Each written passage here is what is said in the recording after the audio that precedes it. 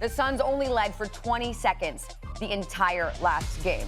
So, Perk, is it time for the Suns to panic now? Yes, it is. Look, this is why, right? Look, when you have opportunity to close out a team at home up 3-1, you got to do that, especially with this young ball club. And right now, when I'm looking at what I saw in Game 5, I'm kind of scared for the Phoenix Suns. Although I picked them to win the series, the Clippers came out with a y'all babies, I'm a grown man mentality. The way that Marcus Morris approached the game, he was getting buckets, taking them to the low block, turnarounds over the right and left shoulders. The way that Paul George elevated his game on both ends of the floor, being a monster on the glass and also dropping the 41-piece wing dinner. And Patrick Beverley, look, Devin Booker, I get it, right? You had a pretty good game in Game 5. But Patrick Beverley is not going anywhere. He's screaming first team all defense so loud.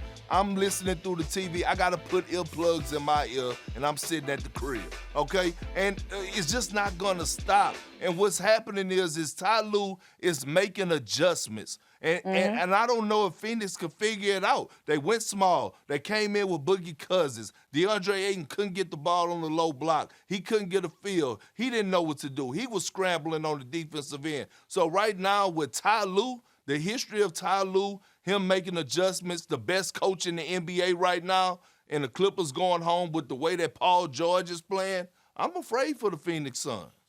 Yeah, because look, Tyronn Lue has a 10-2 game record when facing elimination. That's the best record among head coaches to face elimination at least 8 times. Would you say he's the best coach in the league and has the best chance to get the Clippers where they need to be?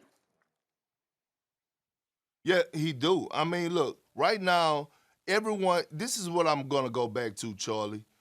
Coaching matter. The voice in the locker room matters. And look, I love Doc Rivers. Doc Rivers is like a father figure to me. But coming on First Take, I got to keep it real on national TV. Paul George said he wanted a new coach. He said Doc had him in the box. And guess what? Right now, the way that he's playing under Ty Lue, the way that PG is playing under Ty Lue has this key in his back. To me, it's all about confidence with your players. It's all about having them buy into what they believe in. And right now, Ty Lue has Paul George playing like the old Indiana Pacers Paul George. And it's scary. And this is the reason why I say when you got to have those coaches that these players can relate to, that they're going to listen to, that they respect, and that they trust. And right now, this is what we're seeing between Ty Lue and Paul George is trust. Monica, do you believe that now is the time for the Suns to panic?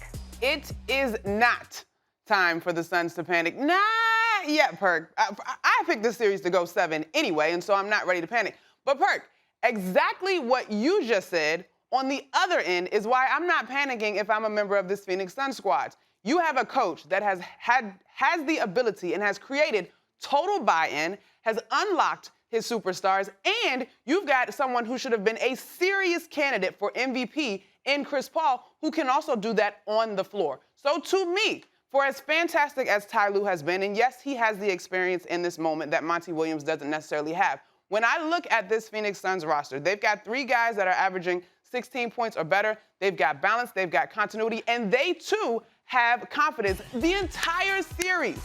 Each way, we've seen adjustments be made, right? And so moving forward, if I'm the Suns, all I'm doing is strapping in my seatbelt, tying up my shoes, and getting ready to get after it because they have the tools, I think, to match what this Clippers team has been able to do. If you just look at the score from the other night, it's a little bit misleading. This team was closer than that score would indicate, and they're right there. So they get to go back home. They are a great squad. They also have buy-in and are playing with confidence. And to me, we are witnessing the changing of the guard. It's been great to see vintage Paul George return. But on the other side of the ball, you've got Devin Booker, you've got Chris Paul, you've got DeAndre Ayton, who to me has still not gotten enough props for what he's been able to do in the postseason. So if I'm the Suns, I'm okay. I'm not panicking. There's some adjustments that we have to make, but I'm okay. Well, a couple of things that the Clippers have over the Suns, Monica, and one of them is experience. Marcus Morris has been to conference finals, okay? Paul George is battle-tested. Reggie Jackson has been to multiple conference finals when he was a youngin' with the Oklahoma City Thunder. Okay, you have a leader on that sideline, a coach, a player that's beyond the coaching staff, and Rajon Rondo, who is steady walking up and down the sideline, preaching, coaching guys through.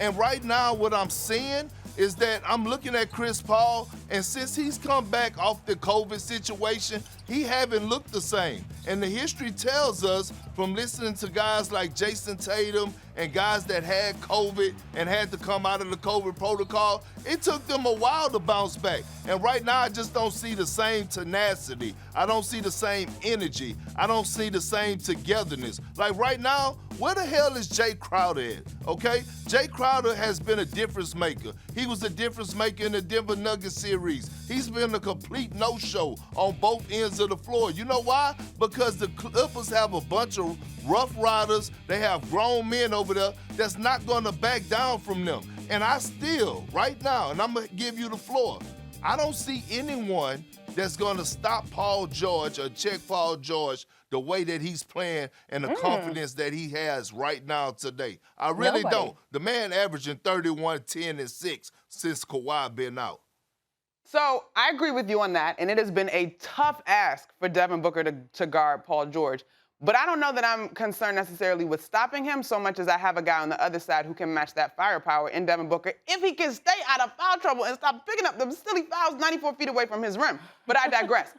I'm not willing to give it to the Clippers all on experience, though, Perk. I will be honest with you in that regard. As I look through this playoff run, and not just this series, experience hasn't necessarily been what we thought it was going to be. Thanks for watching ESPN on YouTube. For live streaming, sports, and premium content, subscribe to ESPN+.